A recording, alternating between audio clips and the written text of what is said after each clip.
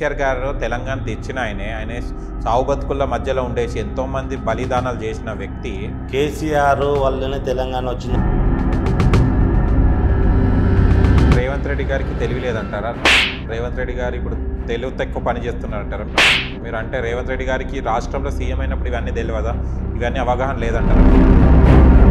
రేవంత్ రెడ్డి మాత్రం ఇప్పుడు ప్రజలు పనిపాట లేకుండా ఎంచుకున్నారంటారా? ఇప్పుడు రేవంత్ రెడ్డి గారిని ఎంచుకోవడం తప్పంటారా? కేసీఆర్ అయితే ఇంకా మళ్ళీ కేసీఆర్ వస్తే మొత్తం తెలంగాణ ద్రోహులైనప్పుడు 2 సార్లు వాళ్ళు ఎందుకు గెలవడం జరిగింది? ఆ కుక్కకు బొక్కలాగా మనుషులకి కొన్ని పథకాలు ఇచ్చాడు. పార్టీ పెట్టాలనే ఉద్దేశంతో మీరు వాళ్ళను వెట్టి పడుతున్నారు. ఉంది సార్, నాకు పార్టీ పెట్టాలని. ఎవరు కూడా ప్రజల కోసం అదే చెప్తున్నా సార్. మీరు కూడా డబ్బే అంటున్నారు సార్. డబ్బు జెండా, ఒక న్యాయమైన జెండాకి డబ్బే ఏమవసరం అండి? మీ మంది 10 మంది మీ వెనకాల ఉంటే సరిపోదా న్యాయం కోసం? 10 మంది రారు సార్. ఎట్లా వస్తారు? ఇప్పుడు నేను ఇలాంటి వాళ్ళు లేరా? ఒక ఫిలిం నగర్ శ్రీనివాసే న్యాయమైన వాడు, మంచి వ్యక్తి లేదు సార్. మంచి వాళ్ళు చాలా మంది ఉన్నారు. వాళ్ళు మీ ఏమంటారా? వాళ్ళు రాలేక పరిస్థితులు అంటే వాళ్ళ ఇంటి పరిస్థితులు, వాళ్ళ ఆర్థిక పరిస్థితులు వాళ్ళ వల్ల వాళ్ళు వచ్చి అడుగు ముందుకు వేయలేకపోతున్నారు సార్. రేవంత్ రెడ్డి గారు వచ్చినప్పటి రాష్ట్రం వేస్ట్, ఇలా అయితే ఇంకా అదే అవుతున్నారు అన్నారు. ఖచ్చితంగా ప్రజలకు మాత్రం రేవంత్ రెడ్డి గారు సీఎం లాగా ఇంకా కనపడలేదు. అంటే అది మీ కళ్ళ ప్రాబ్లం ఏమో. నా కళ్ళ కాదు, ప్రజల్ని ఇప్పుడు మంచి చేస్తే ఎవరు కనిపించారు కదండి. ఇప్పుడు జనాలు అదే కదా. ఏం చేశారు? మంచి ఏం చేశారు? ఏంటి చెప్పండి. ఏం చేయాలి? ఇప్పుడు ఎన్ని సంవత్సరాలు అయింది వచ్చి? కొద్ది రోజులు అయినా సరే. కొత్త ఆయన ఒక ఎంపీ కాలేదు, ఒక రాష్ట్రానికి ఒక ముఖ్యమంత్రి అయ్యాడు. అన్ని ఏమంటారు, అన్ని చూసుకుంటుండు కదా. ఇంకా ఎన్ని సంవత్సరాలు అయితే కాలే కదా, చేస్తానని చెప్పి. ఏదేమైనా రేవంత్ రెడ్డి గారు లాస్ట్ వరకు ముఖ్యమంత్రి ఉంటారనేది నమ్మకం లేదు జనాలకి. అంటే షర్మిల గారు గతంలో రేవంత్ రెడ్డి గారిని కాంగ్రెస్ పార్టీని దోషించిన ఆమె ఇవాళ రేవంత్ రెడ్డి గారికి సపోర్ట్ చేసింది. అండ్ నెక్స్ట్ వెళ్తే కనుక ఆంధ్రాలో వెళ్ళేసి పార్టీలో కాంగ్రెస్ పార్టీ నుంచి వెళ్ళి పోటీ చేయడం కూడా జరుగుతుంది. మీరు బానిసలు అన్న. హాయ్, హలో, నమస్తే, welcome to social post TV. నేను మీ యాంకర్ పప్పు. ఈరోజు మనతో స్పెషల్ గెస్ట్ ఉన్నారండి. ఆ గెస్ట్ ఎవరో కాదో ఫిలిం నగర్ శ్రీనివాస్ గారు మనతో ఉన్నారు. కొంచెం ప్రభుత్వం వచ్చిన పంచాలు చాలా వరకు నిరాశపడుతున్నాడు. ఈ ప్రభుత్వం ఇలానే కంటిన్యూ అయితే ప్రజలు చాలా అంటే బాధపడాల్సి వస్తుంది. రాష్ట్రం ఎటువైపు వెళ్తుందని ఈయన చాలా బాధపడుతున్నాడు. అండ్ ఎందుకు ఈయన ఫీల్ అవుతున్నాడు? అసలు వచ్చిన కొత్త ప్రభుత్వం, కాంగ్రెస్ ప్రభుత్వం, సీఎం రేవంత్ రెడ్డి గారు ఏం చేస్తున్నారు, ఈయనకి ఏం నచ్చుతలేదో తన మాటలు తెలుసుకోవడానికి ప్రయత్నిద్దాం. నమస్తే సార్. నమస్కారం సార్. ఎలా ఉన్నారు? బాగున్నాను సార్. ఓకే. అంటే రాష్ట్రంలో అంటే మార్పు కోసమే కాంగ్రెస్ పార్టీని ఎంచుకోవడం జరిగిందని జనాలు చాలామంది చెప్పడం జరిగింది. బట్ మీరు అనేది ఏంటంటే రాష్ట్రం ఏదో మారుతుంది, పరిపాలన మారుతుంది, మంచి జరుగుతుంది, ఇంకా కేసీఆర్ గారి కన్నా ఇంకా మంచిగా మన తెలంగాణ రాష్ట్రం బాగుపడుతుందని అనుకున్నాము, కానీ అలా జరుగుతలేదని మీరు అంటున్నారు. అసలు ఏంటి రీజన్ ఏంటి సార్? సార్ నిజం చెప్తాను, ప్రజలు ఇప్పుడు ఎంత బాధపడుతున్నారంటే కేసీఆర్ ఉంటే బాగుండు అనే ధోరణిలో వచ్చారు. ఎప్పుడైతే ఆ ధోరణికి వచ్చేంత ఈ ప్రభుత్వం ఏడుతున్న వాళ్ళు ఉంటే కనుక తర్వాత చాలా నష్టపోతారు. ఇమ్మీడియట్లీ మేలుకుంటేనే వాళ్ళకి ఏమైనా మళ్ళీ బాగుంటుంది. ఖచ్చితంగా ప్రజలకి ఎప్పుడు ఏం కావాలో ఇమ్మీడియట్లీ అందుతేనే ప్రజలు పర్వాలేదు అనుకుంటారు. ఆర్టీసీ బస్సు మహిళలకు ఉచితం ఇంతవరకు మహిళల్ని అడగండి సార్, 30-40% అసలు పేదవాళ్ళు కూడా దానివల్ల ఇబ్బందులు పడుతున్నారు. మొన్న ఒక అమ్మాయి చాలా ఏడ్చుకుంటూ చెప్తుంది, రేవంత్ అన్న ఎందుకు పెట్టినావు అన్న ఈ మహిళలకు ఉచిత బస్సు, మేము అడిగామా అన్న అంటుంది. అడగకుండా పెట్టింది అది అవసరమా అని ఆలోచించాలి. అది కాకుండా గ్యాస్ అన్నారు, గ్యాస్ ఇంతవరకు దానికి లేనే లేదు. అది ఎప్పటి నుంచి వస్తుందో తెలియదు. ఈ మహిళల ఉచిత బస్సు ఫస్ట్ కాకుండా గ్యాస్ ఫ్రీగా ఇచ్చేది ఉండేది.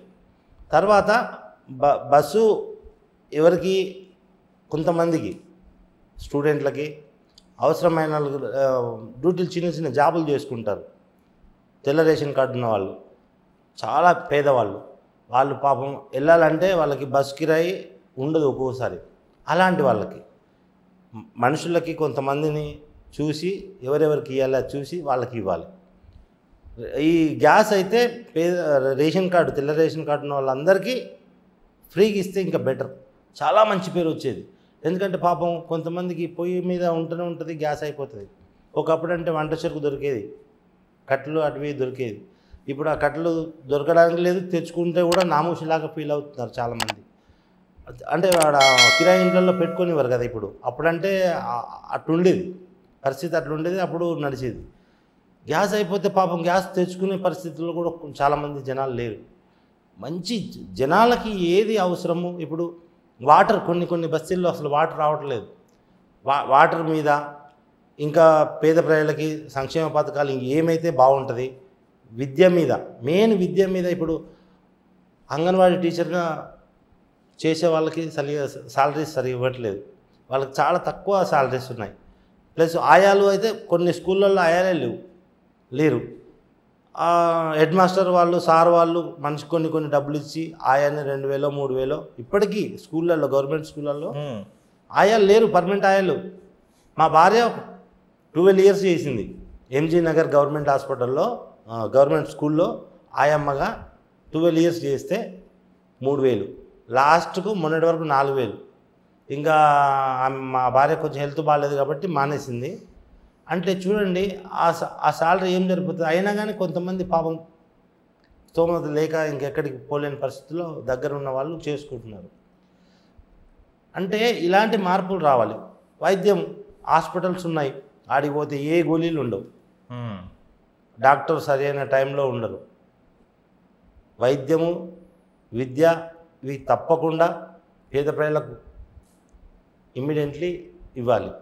రేవంత్ రెడ్డి గారు ఇప్పుడు అది పెట్టారు, ఏది మన అక్కడ అందరు ప్రగతి భవన్కు ప్రజా దర్బార్ రండి, అందరు పేపర్స్ ఇస్తున్నారు, దానికి సమాధానం ఇంతవరకు లేదు. కనీసం రిప్లై కూడా ఇవ్వట్లేదు. పేపర్ ఇచ్చిన తర్వాత రిప్లై ఇవ్వాలి. మీరు ఇచ్చారు, మీ సమస్య చెప్పారు, ఇక్కడి వరకు మెసేజ్ వస్తుంది, ఫోన్ వస్తుంది. నాకైతే ఫోనే రాలా, నేను పోయి ఇచ్చాను. మీరు దేనికి ఇచ్చారు? మా బస్తీలో ఒక బస్తీలో అయితే రాత్రి 2:30 వాటర్ వస్తాయి. 2:30 అంటే పాపం వాళ్ళు పని అలసిపోయి, పేద ప్రజలు పనులలోకి పోయి అలసిపోయి పడుకుంటారు. 2:30కు లేచి 3-4 గంటల వరకు బంద్ అయిపోతుంది. ఒకవేళ లేవకపోతే ఆ నీళ్ళు ఇంక అంతే. ఇక వాళ్ళ పరిస్థితి అక్కడ కనీసం బోర్లు కూడా లేవు. అదొకటి. ఇంకా వేరే కొన్ని బస్తీల్లో వాటర్ ఫ్లో ఎప్పుడు జరుగుతూనే ఉంటుంది. 4 hours వాటర్ వస్తుంది, రోడ్ల మీద వాటర్ ఇట్లా ప్రవహిస్తుంటుంది. మనం మనుషులు నడుస్తుంటే మన మీద నీళ్ళు పడుతుంటే కానీ ఎవ్వరు పట్టించుకోరు. ఏంటమ్మా నీళ్ళు పడుతున్నాయంటే ఇంకా ఉల్టా లొల్లీలు పెట్టుకుంటారు. ఆ రోడ్లకు దండాలు కడతారు అడ్డం. చిన్న అసలే ఇరుకు ఉన్నాయి, రోడ్లు ఇరుకున్నాయి. వాటిని ఎక్స్టెన్షన్ చేసుకుంటూ, వాళ్ళ స్థలం కాకుండా ఇంకా ముందుకు ఎక్స్టెన్షన్ చేసుకుంటూ రోడ్లు తగ్గించారు. ఎందుకంటే అది 10 మందికి ఉపయోగపడే పని కదా. ఎందుకంటే రోడ్లు ఖచ్చితంగా అవసరం. డ్రైనేజ్ సిస్టము, రోడ్లు ఇవి ప్రతి బస్తీలో, హైదరాబాదే కాదు ఎక్కడైనా సరే అట్లా రోడ్లు ఎంత జాగుంటే ఎవరు ఏమనకపోతే బలం ఉంటే చాలు ఆక్రమించుకునే పరిస్థితులు అవి మారాలి. ప్రజలకి ఏ సమస్య వచ్చినా ఏదైనా సరే ఒక ఫిర్యాదు వచ్చిందంటే ఇమ్మీడియట్లీ తీసుకొని దాన్ని ఎంక్వైరీ చేయాలి. ఎంక్వైరీ చేసి అది కరెక్ట్గా నిజాయితీగా అతన్ని కరెక్టే ఉంది, 10 మందికి ప్రాబ్లం అవుతుంది, లేదంటే అతనికి ఇబ్బంది అవుతుంది, గవర్నమెంట్ ఎంత సాయం చేయాలనుకుంటే అంత సాయం చేయాలి. ఎందుకంటే మా పని సీఎం పని అని కొంతమంది అంటుంటారు. కానీ వాస్తవంగా సీఎం కానీ, ఎమ్మెల్యేలు కానీ, కార్పొరేటర్లు కానీ వీళ్ళందరూ ఉన్నది ఎందుకు? ప్రజాసేవ చేయడానికి. వాళ్ళు సేవకులు అంటే వాళ్ళు జీతగాళ్ళు. వాళ్ళు అది మర్చిపోయి మేము ఇప్పుడు అడిగిపోతే అయ్యా బాంచారు అని పోవాలి. ఆ పరిస్థితి ఎందుకు వస్తుంది? మనము ఒక ఎమ్మెల్యే దగ్గరకో, ఎంపీ దగ్గరకో, కార్పొరేటర్ దగ్గరకో, సీఎం దగ్గరకో పోయి చేతులు కట్టుకునే పరిస్థితి ఎందుకు వస్తుంది? అసలు అట్లా రాకూడదు. వాళ్ళు మనం ఒక మాట చెప్పామంటే ఒక ఎంఆర్ఓ ఆఫీస్ కానీ ఏదైనా గవర్నమెంట్ ఆఫీస్లో పోయి మాకు సమస్య ఉంది అంటే ఇమ్మీడియట్లీ దాన్ని ఎంక్వైరీ చేసి చేయాలి. ఈ మనం చేతులు కట్టుకుని వాళ్ళ దగ్గరకు పోయి నిలబడే పరిస్థితి ఎందుకు వస్తుందంటే మనము డబ్బులు తీసుకుంటున్నాం. ఓట్లప్పుడు డబ్బులు తీసుకుంటున్నాం కాబట్టి పేదవాడు నిలబడి నిజాయితీ పరుడే పేదవాడు. ఎప్పుడైతే నిజాయితీ ఉంటే పేదవాడు ఉంటాడు. పేదవాళ్ళలో నిజాయితీ లేని వాళ్ళు కూడా ఉన్నారు అని కొంతమంది అంటారు. వాళ్ళ పరిస్థితి ఏంటంటే వాళ్ళకు సోమరితనం ఉండొచ్చు, లేదంటే మందు అలవాటు ఉండొచ్చు.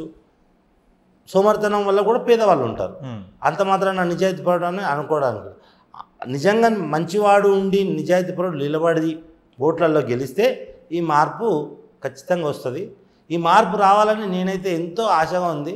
కానీ ఆ భగవంతుడు ఏం చేస్తారు? కానీ ఇవన్నీ చెప్తున్నారు కరెక్ట్. అంటే రేవంత్ రెడ్డి గారికి తెలివి లేదంటారా? రేవంత్ రెడ్డి గారు ఇప్పుడు తెలివి తక్కువ పని చేస్తున్నారంటారా మీరు? అంటే రేవంత్ రెడ్డి గారికి రాష్ట్రంలో సీఎం అయినప్పుడు ఇవన్నీ తెలియదా? ఇవన్నీ అవగాహన లేదంటారా మీరు? ఫస్ట్ ఉన్న మాట తీరు కానీ, ఫస్ట్ ఉన్న దూకుడుతనం కానీ అన్నీ, ఆయన కూడా ఒక రాజకీయ నాయకుడే. ఇంతకుముందు టీడీపీలో ఉన్నవాడు, అక్కడి నుంచి ఇప్పుడు కాంగ్రెస్లోకి వచ్చాడు. మనిషి ఒకటిసారి కొత్త సీసాలో పాత సారాయి పోస్తే అదే సారాయి ఉంటుంది, అదే మత్తు ఉంటుంది. నేనేమంటున్నా అంటే మనిషి, మార్పున్న మనిషి సీఎం అయితేనే నిజంగా ప్రజల సేవ చేయాలనే పట్టుదల ఉండి, ఒక పేద నుంచి ఏమీ డబ్బులు ఖర్చు పెట్టకుండా ఓట్లు ఇతను చాలా మంచివాడు అని పేద ప్రజలు ఇతనికి ఓటేసి అట్లయితేనే ఏమైనా మార్పు వస్తుంది. కానీ రేవంత్ రెడ్డి కాదు, ఇప్పుడున్న రాజకీయ నాయకులు ఎవ్వరి వల్ల కాదు. రేవంత్ రెడ్డి మాత్రం ఇప్పుడు ఫెయిల్ అయ్యాడు. అంటే ఇప్పుడు రేవంత్ రెడ్డి గారిని ఎంచుకున్న ప్రజలు పనిపాట లేకుండా ఎంచుకున్నారంటారా? ఇప్పుడు రేవంత్ రెడ్డి గారిని ఎంచుకోవడం తప్పంటారా? రేవంత్ రెడ్డి గారు ఏదో చేస్తారు, ప్రజలకు ఉద్ధరిస్తారు. ఆ పాదయాత్ర సమయంలో చాలా మంచి మాటలు చెప్పేసరికి సరే కేసీఆర్ అయితే ఇంకా మళ్ళీ కేసీఆర్ వస్తే మొత్తం రాష్ట్రాన్ని అమ్ముతాడు అని ఫిక్స్ అయిపోయారు జనాలు. అంటే కేసీఆర్ గారు ఎట్లా అమ్ముతారని అనుకున్నారని జనాలు? కేసీఆర్ గారు తెలంగాణ తెచ్చిన ఆయన సావు బతుకుల మధ్యలో ఉండేసి ఎంతోమంది బలిదానాలు చేసిన వ్యక్తి. చాలామంది మనం అయ్యాము, అక్కడ బలిదానాలు అయ్యాయి. తెలంగాణ తెచ్చింది అంటే తెలంగాణ వస్తే మళ్ళీ మన కేసీఆర్ గారు బీఆర్ఎస్ పార్టీ గెలిస్తేనే మళ్ళీ రాష్ట్రాన్ని అమ్ముతారని ఈ ఆలోచన జనాల్లోకి ఎందుకు వచ్చిందంటారు? కేసీఆర్ వల్లనే తెలంగాణ వచ్చిందంటే అస్సలు ఒప్పుకోను నేను. ఒక తెలంగాణ వాదిగా కేసీఆర్ వల్లనే తెలంగాణ వచ్చినట్టు ఒప్పుకోను. కేసీఆర్ మోసాల వల్ల తెలంగాణ వచ్చిందని ఒప్పుకుంటాను. ఎందుకంటే కేసీఆర్ వెనక లక్షల జనాలు నడిచారు. పిల్లలు బలిదానాలు చేసుకోవడానికి కూడా కేసీఆర్, హరీష్ రావు వీళ్ళందరూ వీళ్ళ మాటల ద్వారా వాళ్ళకు నిజంగానే వీళ్ళు ఏదో చేస్తున్నారు మన తెలంగాణ గురించి నిజమైన వాళ్ళు అనుకొని పిల్లలకి పాపం పసి హృదయాలకి కొంతమందికి ఆవేశ రూపంలో నిజమే అనుకొని వాళ్ళని నమ్మి సూసైడ్ చేసుకోవడము, పెట్రోల్ పోసుకోవడం చేశారు. కానీ వాస్తవంగా తెలంగాణ ద్రోహులు కేసీఆర్, కేటీఆర్, హరీష్ రావు మొత్తం వాళ్ళ ఫ్యామిలీ తెలంగాణ ద్రోహులు. మళ్ళీ వాళ్ళు తెలంగాణ ద్రోహులు అయినప్పుడు 2 సార్లు వాళ్ళు ఎందుకు గెలవడం జరిగింది? అవునండి, ఇప్పుడు వెళ్తూ ఉంటాం, దొంగతనాన్ని పోతున్నాడు ఒక వ్యక్తి, వెళ్తూ ఉన్నాడు, కుక్క వచ్చింది, బిస్కెట్ ఒకటి పడేశాడు, పోయి మొత్తం లూటి చేసుకొచ్చాడు ఇల్లు. అంటే మంచి కుక్క ఏమనుకుంటుంది, ఇంకా అతను తినుకుంటూ ఉంటుంది. అంటే విషయం ఏంటంటే జనాలని అనట్లే. ఎందుకంటే ఆ కుక్కకు బొక్కలాగా మనుషులకి కొన్ని పథకాలు ఇచ్చాడు. అవి ఇచ్చిన తర్వాత ₹1 ఇచ్చి ₹100 అప్పు చేశాడు. ఇప్పుడు ఒక ఇల్లుంది సార్, మన ఇల్లు ఉంది, మన ఇంట్లో నెలకి ఎంత ఒక 5,000 ఖర్చు అవుతుంది అనుకుంటా. ఉదాహరణకి 10,000 తీసుకొచ్చాడు, లేదా ₹1,00,000 తీసుకొచ్చాడు, ఖర్చు పెట్టాడు. మన సంపాదన ఎంత? ఇప్పుడు మన రాష్ట్ర సంపాదన ఎంత? తెచ్చిన అప్పు ఎంత? ఎలా తీరుస్తాడు? అది మళ్ళీ తీర్చకపోతే ఇప్పుడు రేవంత్ రెడ్డి ఇమ్మీడియట్లీ అన్నీ ఆపాడు. ఆపితే కూడా ప్రాబ్లమే. అప్పుడేమంటారు కేసీఆర్ వాళ్ళ మనుషులు ఏమంటారు, మీ వల్ల కాదు, మేమే ఇస్తాము, మీరు దిగిపోండి అని అంటారు. ఇక్కడ సమస్య ఏంటంటే రేవంత్ రెడ్డి ఇప్పుడున్న చిక్కుల్లో ఉన్న సమస్య ఏంటంటే అప్పు అయింది బాగా. అప్పు అట్లనే ఉంచి ఈయన 6 పథకాలు మళ్ళీ ఎక్స్ట్రా పెట్టాడు. 6 పథకాలు ఏంటంటే 6 పథకాలతోనే నేను గెలిచానని రేవంత్ రెడ్డి అనుకుంటే మాత్రం అది పొరపాటే. 6 పథకాలు కాదు, కేసీఆర్ పాలన మొత్తం చాలా ఇబ్బందిగా ఉంది. చాలామంది ప్రజలు సఫర్ అయ్యారు. భూములు, వాళ్ళ సొంత భూములు గుంజుకున్నారండి. వాళ్ళ పేరు మీద ఉన్న పట్టా బుక్కులు ఉన్నాయి, వాళ్ళ భూములు వేరే వాళ్ళు ఎంతోమంది గుంజుకున్నారు. ఎన్నో కేసులు మనం ఎవరు గుంజుకున్నారు? వాళ్ళ మనుషులు, ఎమ్మెల్యే మనుషులు, అధికారులు కూడా వాళ్ళకు సపోర్ట్ ఇచ్చి వాళ్ళ మనుషులకు కూడా చేశారు. ఇంతెందుకు సార్, బన్వర్లాల్ భూమి ఒక ఐపీఎస్ నిన్ననే మొన్న చూశాను నేను. బన్వర్లాల్ అంటే మాజీ ఐఏఎస్, ఆయన ఇల్లునే కబ్జా చేశారంటే ఇంకా కేసీఆర్ ప్రభుత్వం ఇంకెంత మంచిగా ఉందో మీరే చెప్పండి. ఓకే, మళ్ళీ ఇవన్నీ చెప్తున్నారు. ఇప్పుడు మీకు రేవంత్ రెడ్డి గారితో సాటిస్ఫాక్షన్ లేదు, ఇటు కేసీఆర్ గారితో సాటిస్ఫాక్షన్ లేదు, మళ్ళీ ఎవరి వల్ల సాటిస్ఫై అవుతారు? రాష్ట్రం ఎలా అవుతుంది? మళ్ళీ మీరు అంటున్నారు ఇది వద్దు అది వద్దు అని అంటున్నారు, మళ్ళీ మీరేమైనా పార్టీ పెట్టి మీరేమైనా ఈ రాష్ట్రాన్ని మార్చాలనుకుంటున్నారా? ఉంది సార్, నాకు పార్టీ పెట్టాలని ఉంది. ఇది అందుకోసం మీరు పార్టీ పెట్టాలనే ఉద్దేశంతోనే మీరు వాళ్ళను వెట్టి పొడుస్తున్నారు, తప్పులు వెతుకుతున్నారు. లేదు వాళ్ళ మంచిలో కూడా అట్లేం లేదు. కాకపోతే ఏంటంటే పార్టీ పెట్టాలని ఉంది అని ఎందుకు చెప్పారంటే పోయినసారే కొంతమంది మేధావులకి పాషా మాదిరి గారికి ఇంకొంతమందికి ఫోన్లు చేశాను, సార్ దండం పెడతా సార్ ఈసారి మీరందరూ కలిసి ప్రతి ఒక్కళ్ళకి ఒక్కొక్క ఊరు చూస్తే మీరు చాలా సంవత్సరాలు సీనియర్ కాబట్టి మీకు ఎక్కడెక్కడ మంచి వాళ్ళు ఉన్నారో మీకు కొంచెం తెలుసు, వాళ్ళందరూ పేర్లు రాసుకోండి సార్, సోమాజిగూడ ప్రెస్ క్లబ్లో మీటింగ్ పెట్టండి. మొన్న ఎలక్షన్లకు ముందు చెప్పాను నేను పాశమయాగిరితో సార్తో చెప్తే శ్రీనివాస్ అంత టైం లేదు, మన దగ్గర డబ్బు లేదు అని పాశమయాగిరి సార్ అన్నాడు. అడ్వకేట్ శరత్ కుమార్ సార్ అని ఉంటారు, ఆయన అన్నాడు. నాకు తెలిసిన మేధావులను అడిగితే వాళ్ళు అన్నారు. ఇంకా వాళ్ళు అన్నప్పుడు ఇంకా నాలంటూ నేను ఏం చేస్తాను, అయితే నెక్స్ట్ టైం చేద్దామని అన్నారు. నేను ఎలక్షన్లు అయిపోయినాక మళ్ళీ ఫోన్లు చేస్తే వాళ్ళు ఇంకా సైలెంట్గా ఉన్నారు. అంటే ఎవరి ఆలోచనలు వాళ్ళవి. ఇప్పుడు నేనేం చేద్దాం ఒకవేళ ఈసారి, ఎందుకంటే కొంచెం ఈ ప్రాబ్లమ్స్ ఇప్పుడు ఉన్నాయి కాబట్టి కొంచెం తగ్గితే కనుక నేనే చిన్నగా పార్టీ ఎవరన్నా ఉంటారు కదా 10 మంది మంచోళ్ళు ఉంటారు కదా, ఆ మంచోళ్ళని తీసుకొని నేను అధ్యక్షుడిని ఉండాలని కూడా కాదు. ఒకవేళ పార్టీ పెడితే ఇప్పుడు చూసే ప్రేక్షకులు నన్ను పిచ్చోడు అనుకుంటారు, ఎందుకంటే పార్టీ వీడేం పెడతాడు, వీడికి తిండికే గతి లేదు. నా కళ అది. ఎవరైనా ఊరికి ఒక్కోడన్నా దొరుకుతాడు, అస్సలు అవినీతి లేనోడు, అస్సలు కేసు లేనోడు, ఎలాంటి తప్పు విధం లేదు, 10 మందికి హెల్ప్ చేద్దాం అన్నాడు ఊరికి ఒక్కడైనా దొరుకుతాడు. ఆ ఒక్కరిని ఫస్ట్ వాళ్ళు ఎంత పేదోళ్ళు అయినా సరే వాళ్ళందరి పేర్లు రాసుకొని వాళ్ళందరిని ఒక దగ్గర తీసి, ఇగో మేము ఇలా ఎంతమందిని మేము ఈ పార్టీ పెడుతున్నాము, దయచేసి మీరు మానవత్వం ఉన్న డబ్బు ఉన్న వాళ్ళు ఎంతో కొంత మీరు పార్టీకి పండుగ ఏదైనా ఇస్తే మేము ఇలా చేస్తాం. ఇందులో అధ్యక్షుడు ఎవడు ఉండరు, ఎవరు అందరూ సామాన్య కార్యకర్తలే. ప్రతి ఒక్కళ్ళకి ఒక మార్క్ లిస్ట్ ఉంటుంది. 10 మంది ఒక ఊర్లో మంచి వాళ్ళు ఉంటే ఆ 10 మందిలో ఎగ్జామ్ ఉంటుంది. ఏం ఎగ్జామ్ అంటే మీరు మీ మీ ప్రవర్తన ఏంటి, మీ మీద కేసులు ఎన్ని ఉన్నాయి, ప్రతి ఒక్కటి చూసిన తర్వాత ఆ 10 మందిలో ఎవరు, ఆ 10 మందిలో కూడా మంచి వాళ్ళలో కూడా ఇంకా బెస్ట్ మనిషి ఫస్ట్ మార్క్ ఎవరికి వస్తుంది వాళ్ళని ఎమ్మెల్యే టికెట్ ఇవ్వడం. అట్లయితే మార్పు వస్తుందని 100% అనుకుంటున్నాను సార్ నేను. Thank you sir. చూశారు కదా ఫ్రెండ్స్, మీకు కనుక మా వీడియో నచ్చి లైక్ చేయండి, షేర్ చేయండి, కామెంట్ చేయండి, సబ్స్క్రైబ్ చేయ ఛానల్ అక్కడ గంట సింబల్ టంగున కొట్టిన మీ యాంకర్ పప్పు. Bye bye.